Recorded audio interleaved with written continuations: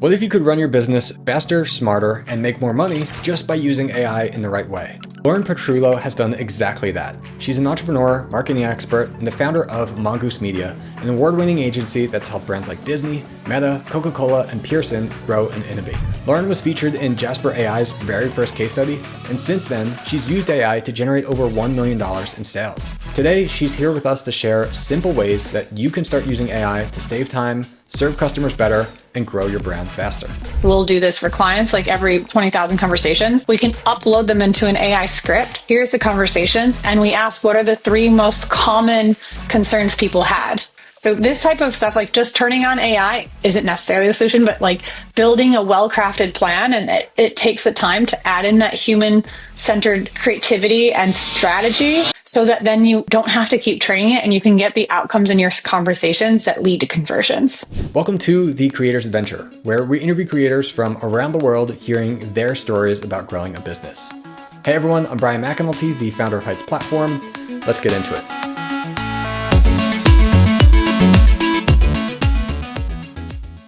Hey Lauren, welcome to the show. Hello. Thank you so much for having me. Glad to be here. Yeah, glad to have you. So my first question for you is, what would you say is the biggest thing either that you did or you are doing that has helped you to achieve the freedom to do what you enjoy?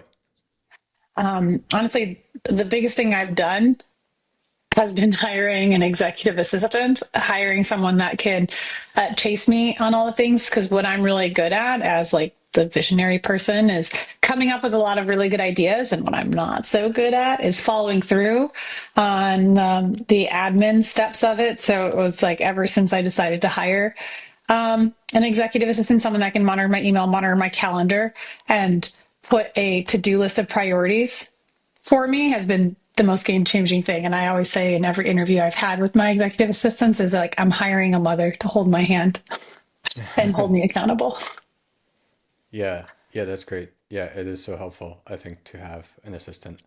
Um, yeah, that's interesting. So I'm curious how you do it. I think I'm happy with how I am as far as the productivity, but I always feel I could do better. Hmm. So my assistant, like she'll help manage my calendar and schedule and things like that and emails. And she'll like, if there's things I'm forgetting that I have to get to, like she'll make tasks for that. But it's more so like the like administrative type things that like for some reason I have to be involved in. So for you, you have actual like prioritizing of things you said you know you want to work on as well.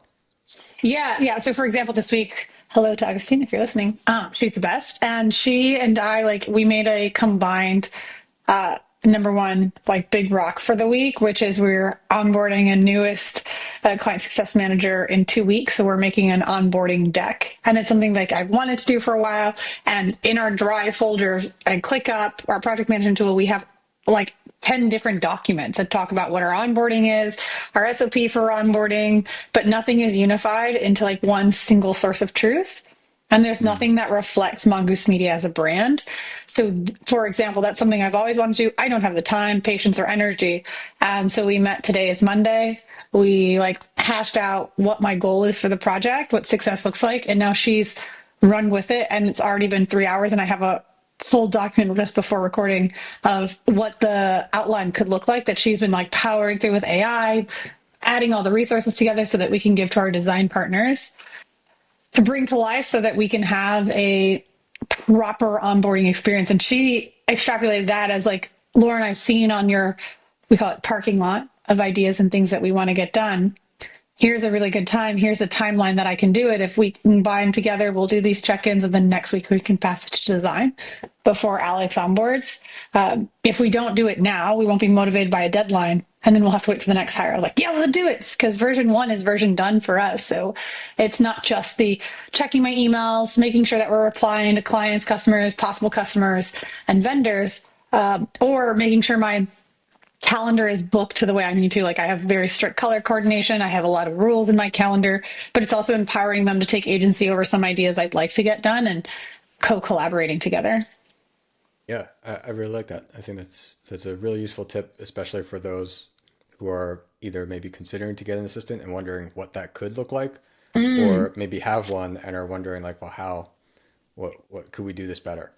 Oh, I mean, if I can give a reference, I started with a company called The Freedom Geek. So THE Freedom Geek.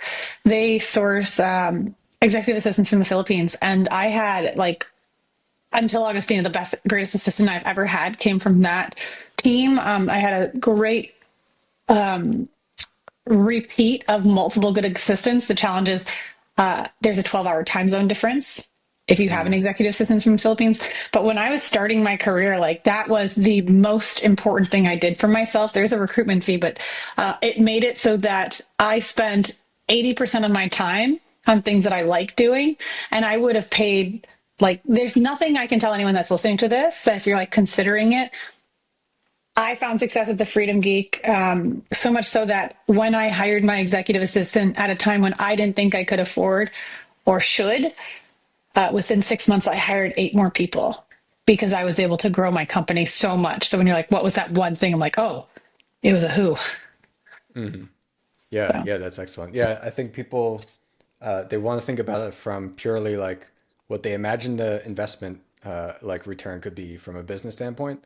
mm, But there's these parts that you can't think about or can't realize until you hire somebody for the first time to realize, wow, suddenly like I just feel better because I'm able to focus on the things that I enjoy more.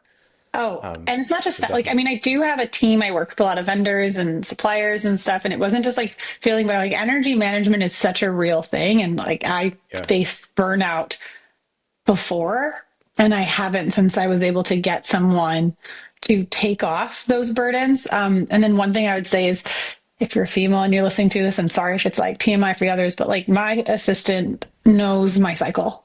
And then she can plan my calendar according to whatever phase I'm in, because we have like women's have like creative phases, and then I say my monster days, right? So she doesn't let anyone on my team schedule meetings with me or one-on-ones during like what we call my monster days. And I know that sounds silly and whatever, those small differences I wouldn't have thought of, but my assistant had thought of, so that Mm. I could have the proper calendar and energy management for me and for the rest of the people around me, because I didn't have to think about it anymore because it wasn't my priority, it was hers.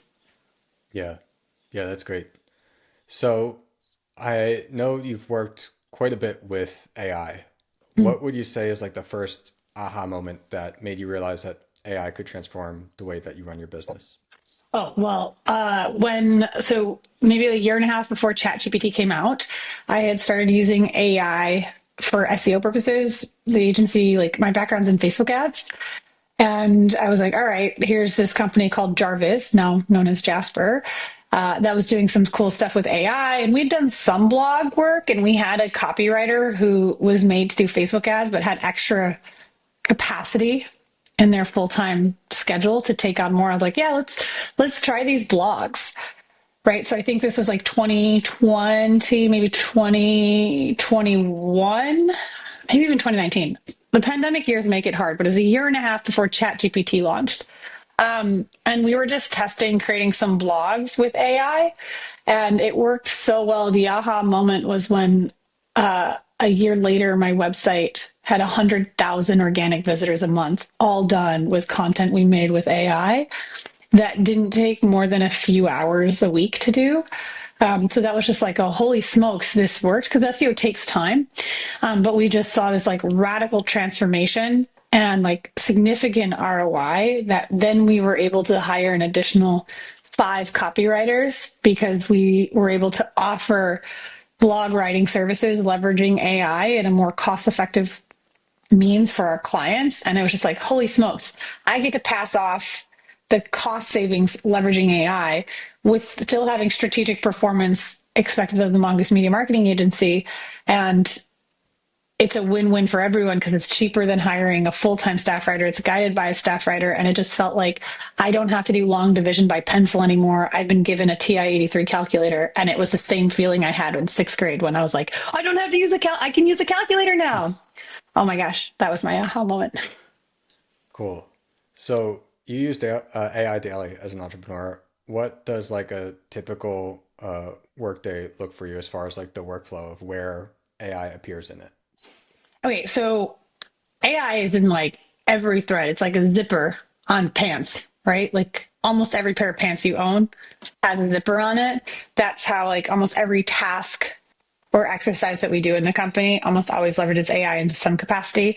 But I'd say like I start my day as of right now, like my plan day is like I work hard from 7 to 11:30, and then I take a break in my day till 2:30, whether I'm going to the beach or working out or whatever, and then 2:30 to 5:30, whatever, I'm in like this prep for the next day. But in my like 7 to 7:45 time, it's like honestly just me and AI.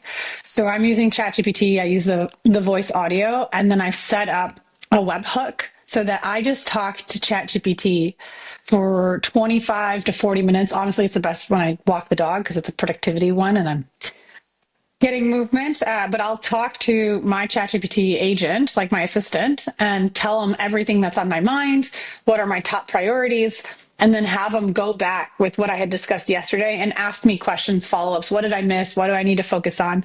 And then at the end of it, I'll get a summary of what is top of mind. And then we'll have it send that summary list to my assistant via Slack. And then it'll create tasks into my ClickUp project management so that I get to just brain dump what's top of mind. And then my team is set up to know what is there, and then the team can take over. So that's like how I start my day.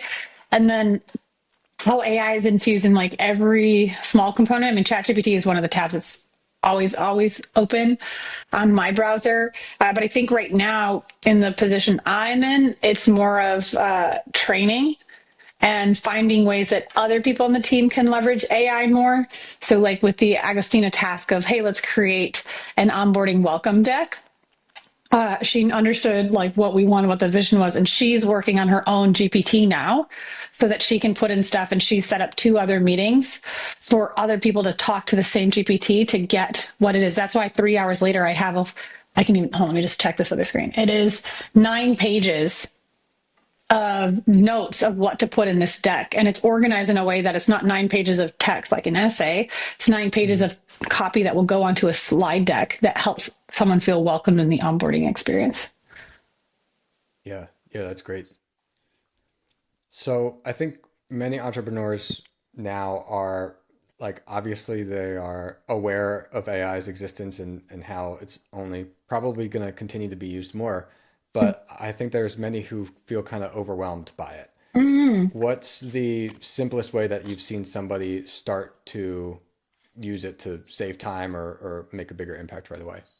Yeah, I would say the biggest way to start, like the entry point, would be one of 2 places. So, one, again, I use ChatGPT. I pay the $20 for the Pro.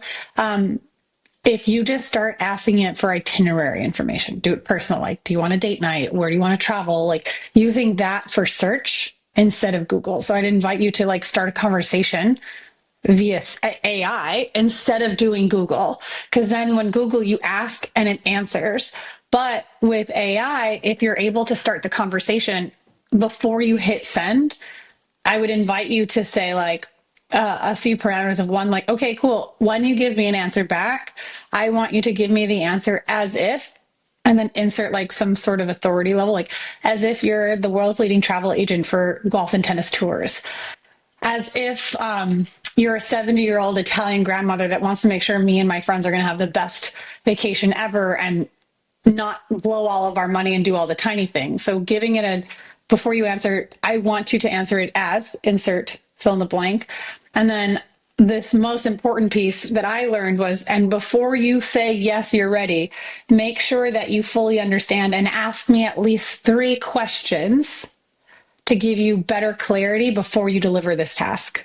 So like if you're just starting, telling them who to act as, and then making sure you put in a placeholder that they're not just answering, but they're asking you questions has been game changing. Because it's like when you have an intern or you have someone else and you're like, hey, can you go get me coffee? And that intern, Brian, doesn't ask you anything back. And they show up with a black coffee, no cream, no sugar. And you're like, well, actually, I wanted single roast coffee with oat milk and 2 sugars. But if they don't ask you the questions, they're going to deliver you the wrong order. Not intentionally, but that's just because they weren't necessarily trained to do those tasks. So if you can get them to ask at least 3 questions back to make sure they fully understand their request, it will change you so much into liking AI, because otherwise you're like, what? This isn't what I wanted. This doesn't make sense. Now, you didn't give them the parameters, but those two things I think are the best parameters. And then the second way I would say, so that goes into like ideas. Like you can do that for any work stuff, but I would start with personal tasks that you would normally Google. The second thing I would do is if you are a solopreneur, I'm sure you're making a lot of content right now, like filming, video. I can tell you Reels has so much inventory. If you're listening to this, you take nothing out of this. Instagram test trial Reels are amazing. One of our clients got 15,000 new subscribers to their Instagram channel since test Reels started. It's like the best feature that so few people are taking advantage of. But with this demand for creating so much content, video editing and all this stuff is exhausting. There's an AI tool that we use called Opus Pro. So it's like Opus Pro Clip.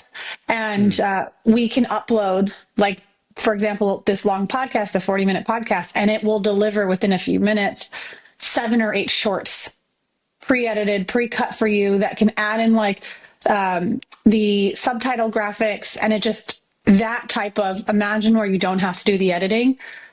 Opus Pro is a great tool, or even looking at the script if you want it to be long. You can use AI to delete words or replace the words. So like we talked about how people mispronounce our names.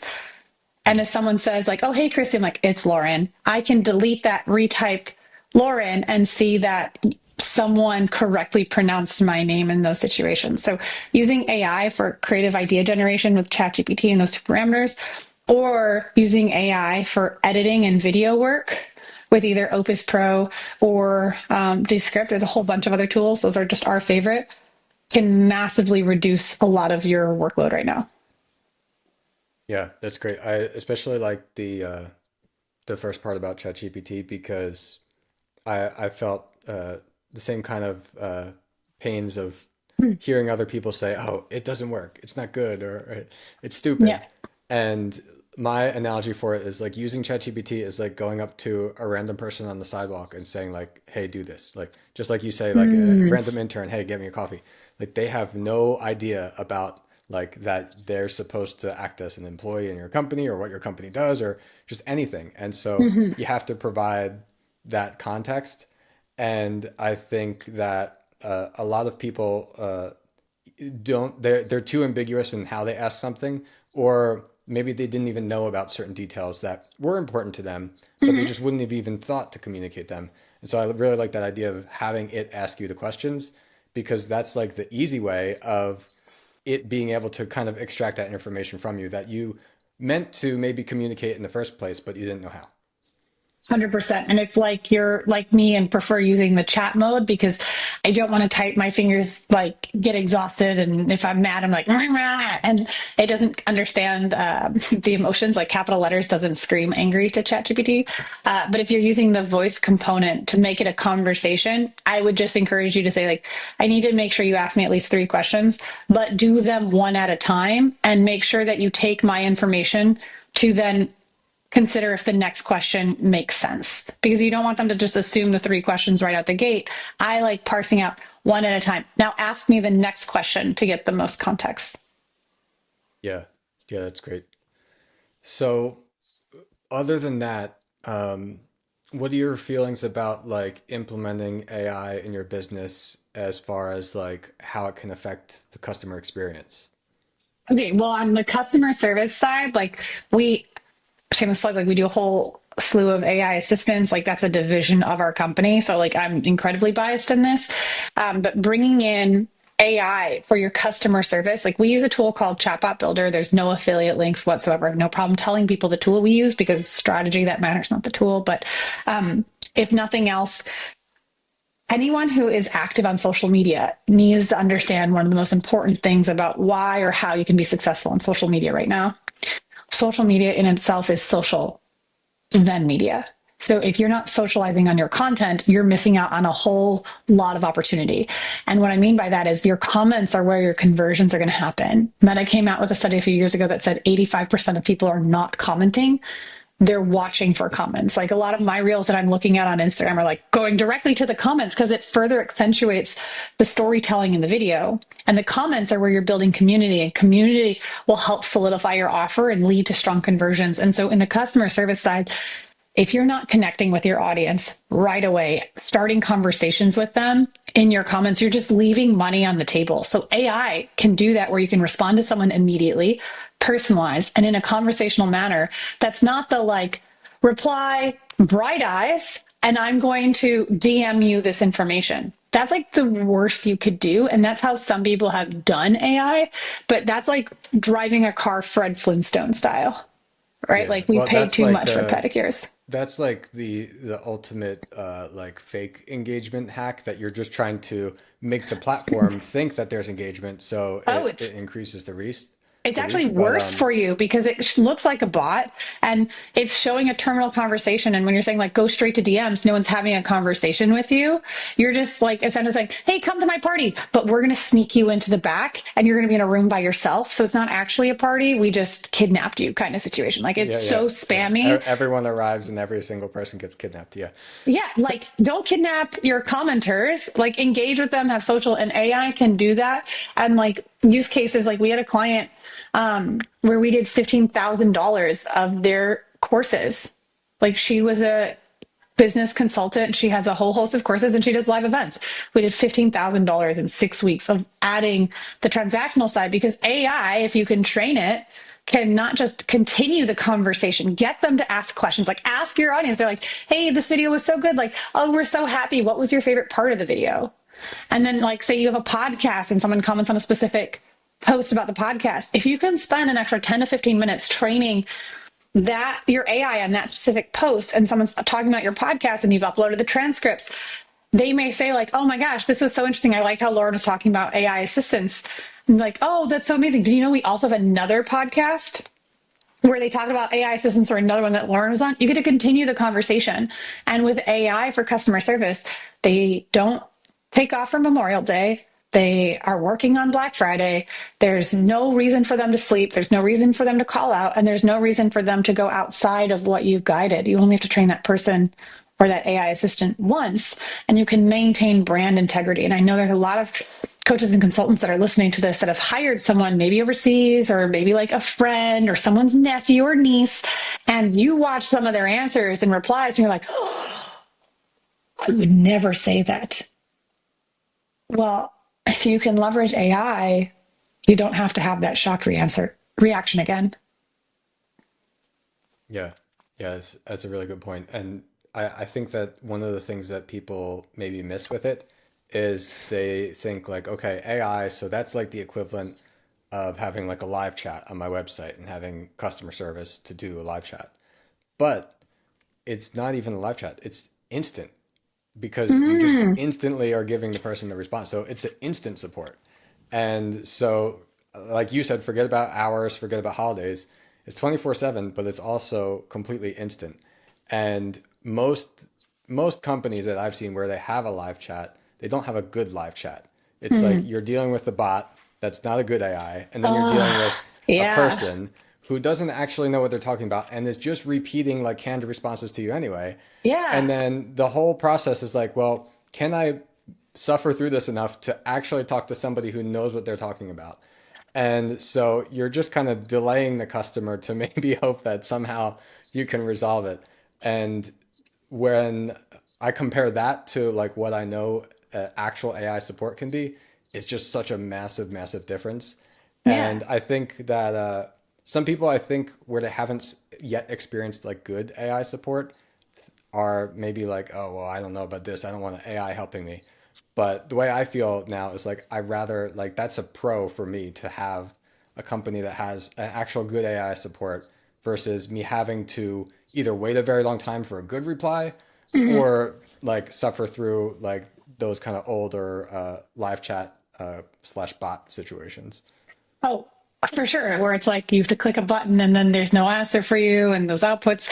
And I would just add to your like, what is a good conversation with AI is when there's a plan in place to escalate. Because where I've seen Mm. AI bots or even like live customer service where it's like, I can't help you. Okay, well, what do I do now? It's like, hey. And so like for what we've found is like, between 2 to 10% of conversations need escalation, especially on refunds, or if there's different situations like bad AI bots and like poorly trained staff treat everyone that enters in the conversation as the same, wanting the same thing, guiding to the Mm. exact same without getting to know who they are first. And then lead qualifying them. Because if someone comes in, Brian, and your Instagram and is like, hey, we're shooting a commercial and we'd like to bring you in as your podcast to like be part of this commercial, it's a $25,000 paid opportunity. That would be very different than someone who's asking specifically about an episode of your podcast. Or Yeah. if there's like, you know, a best friend you grew up with that's trying to make plans to meet up with you because now you're going to come to Chicago and see how diverse the community is here. Those type of situations, I think, are what bad bots and poorly trained staff don't do well. And then the other part is there's not an escalation situation because you, the owner, or someone who is a trained customer service person needs to be available to answer those hard questions so that you don't have a hard drop off of people interested in your brand. Yeah. Yeah, that's a great point. And yeah, I think more people should consider that. I think there's also the maybe the desire to think, oh, I got it. Sounds good. AI support. That means like Oh, they can't get a human now. And we're not saying that. So like what we do internally is at any time you can just immediately talk to a human. You can not use our AI at all if you don't want to. But besides that, we actually have a separate support agent that reviews every single thing that somebody is talking with our AI and will automatically escalate it to us if it thinks that it might need to be. So if it senses that they're like frustrated or if there's seems the problem's not resolved, things like that. And then our team knows that we can step in, even if the person like didn't necessarily like try to get in touch with a human themselves.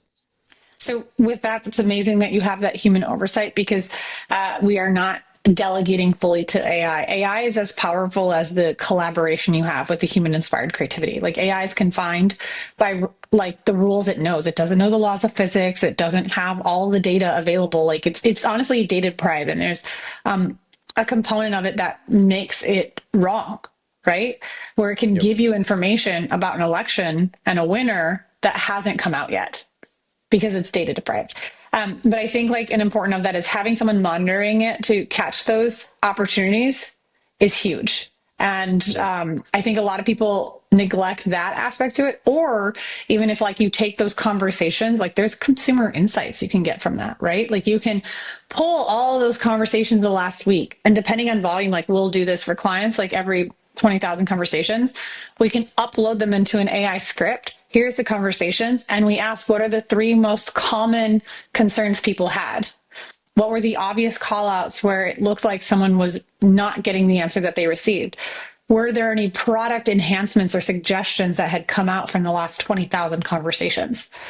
You can have that data and not have it live in a silo of whoever that customer service is. You can build out consumer insight extractions from it. Like I recognize that's like a next level of stuff, but that's not something your human teams are doing. And when I talked about the example earlier of someone making $15,000 within 6 weeks of us enabling it to sell, when we say enabling it to sell, it's like we gave it direction, we uploaded the course links, we provided like insights of what to look for where someone would want each course.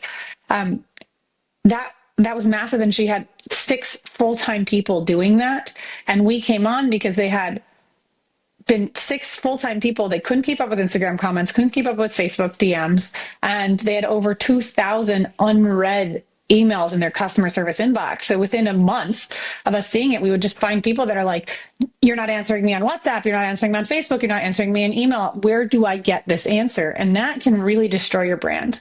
So this type Yeah. of stuff, like just turning on AI isn't necessarily the solution, but like building a well-crafted plan, and it takes the time to add in that human-centered creativity and strategy so that then you don't have to keep training it and you can get the outcomes in your conversations that lead to conversions. Yeah.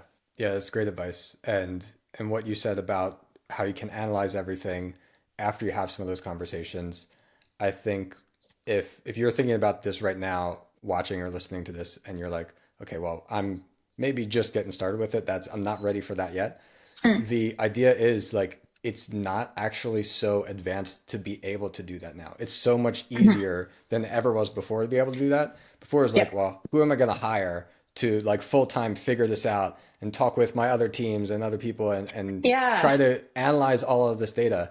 And now it's like, well, we can upload it all here, and then you Yeah. kind of know the answers. And you can go to Fiverr, you can go to Upwork, or like go to your local university, and you can pay someone like $20 to $100 and just say, here's all the data I want. I would like you to upload it to ChatGPT. You can do that. And if you're like, you're more comfortable bringing the human there, you can, or you can just go to ChatGPT and say, this is the outcome I want. This is the data that I have. Give me a step-by-step instruction of how I can give it to you so that I can extract the most amount of consumer insights.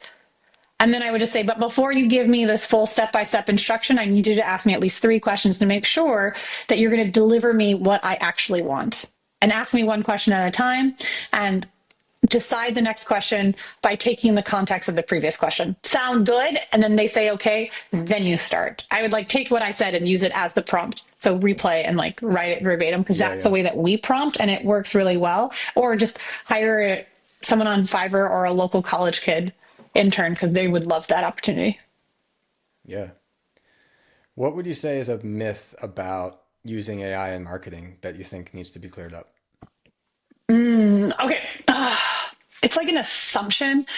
When people say AI in marketing, they're blending different types of AI together. And for me, AI, artificial intelligence, is like the word vehicle. Generative AI is a truck, right? Algorithmic AI could be a motorcycle. Then you have like a module. Then there's also forecasting. Like there's so many different types of AI. So just one component of that is AI itself is like the word vehicle, and there's 1,500 different versions of it. But then the myth I would say about AI is that it only is a solution to come up with ideas. And that's what we started with it as. But AI, once you feel comfortable, I think can become a place that doesn't just collaborate and come up with ideas for someone else to execute. There's an opportunity for you to build stuff. So you can go from like level 1 of give me an idea of a Facebook ad campaign. And then level 2 is like, okay, I love that copy. Now create for me. And you can go into ChatGPT and say, create for me 3 images. Like for us, we like dark neon colors, grungy a little bit with like a retro 80s flair. I'm like, give me 3 1080 by 1080 Facebook ad style images based off of like a David Ogilvy style ad. So you can just say like, okay, I like that copy. Now give me a design from it. So you can have not just the, like you start with like, here, give me a campaign idea. It's like, okay, cool. I'm going to talk about like practicing safe marketing, which is like a big thing we talk about, right? And then it's like, okay, give me ad copy and make it dirty, because I'm like the dirtiest marketer. And so it's like, I collaborate with them, and like examples are like how to stop blueballing your bottom line, how to get an erection in your sales and advertising, like that type of stuff is Mongoose Media branded. And then it's like, okay, amazing. Now I want to design custom condom business cards. Give me some examples. And they can go from idea and then copy, then add creative, which then you have actual assets you can copy and paste and put into the algorithm. Like the myth is like, it's not just idea creation. You can then have it give you deliverables. And then when you get to like super ninja status, I wouldn't say super ninja status, but like for me, what feels like ninja status is when I talk to my AI and I use Make to extract my conversation, put a summary, and then deploy it into my project management tool and my Slack channel conversation for the people that I'm working with, so that they are aware of what's top of my mind without me having to be like, oh, I have all this on my plate. Someone take it off. I let AI do it, and then becomes the like bridge between my morning frenzy and what my team can start their productivity day with. Yeah. Yeah, that's excellent. Yeah, there's the way of using it that you can actually just build these things and use it in workflows.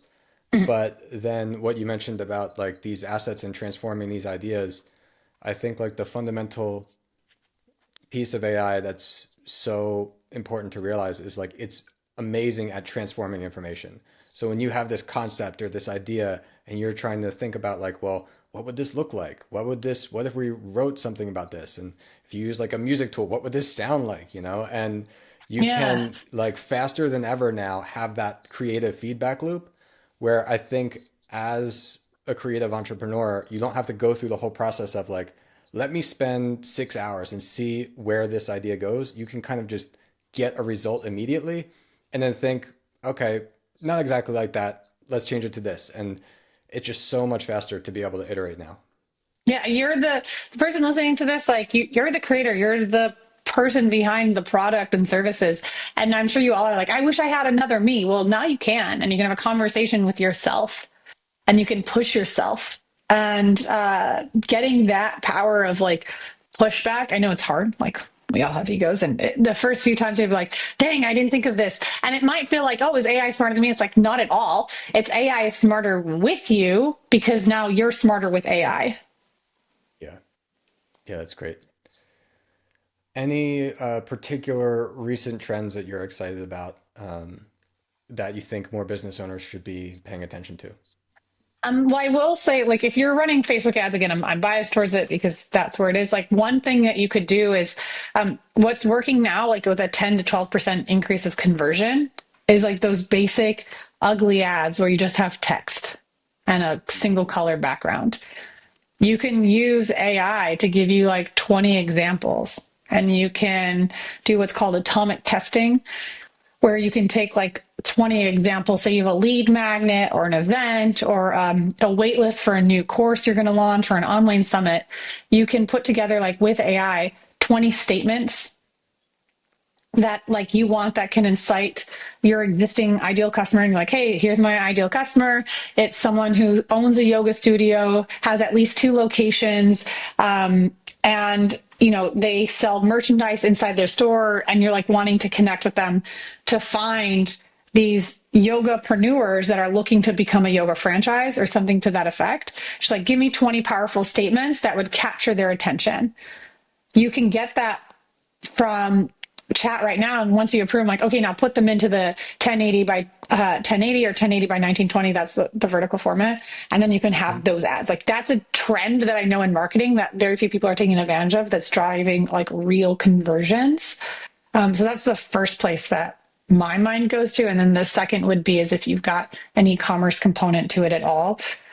Last week, ChatGPT announced like a whole e-commerce thing, and like to get your website and your materials into the LLMs like Claude and Gemini and ChatGPT, which is owned by Microsoft, you have to index yourself a little bit. So maybe this is someone you hire on Fiverr, or like, something you can talk to ChatGPT specifically. But a trend right now is nearly everyone listening to this and nearly every brand I've worked with is not indexed on the various LLMs. So if you can do it, it takes a bit of time. Like, the work is you upload it once, and then it can take up to 2 to 3 months before you're fully indexed. But you will beat all your competitors to being searchable. Chat and all this stuff are going to like scrape the internet to find what's possible. But if you can index yourself and upload your information yourself, you get to control the narrative.